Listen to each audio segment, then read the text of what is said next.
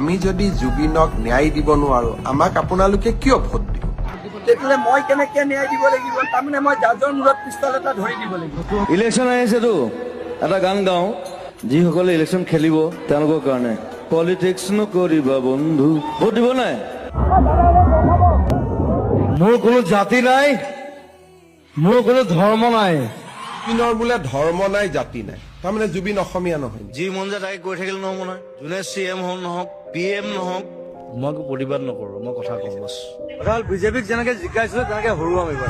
Local artist থাকি Zubeen guard নালাগে, Zubeen guard নালাগে।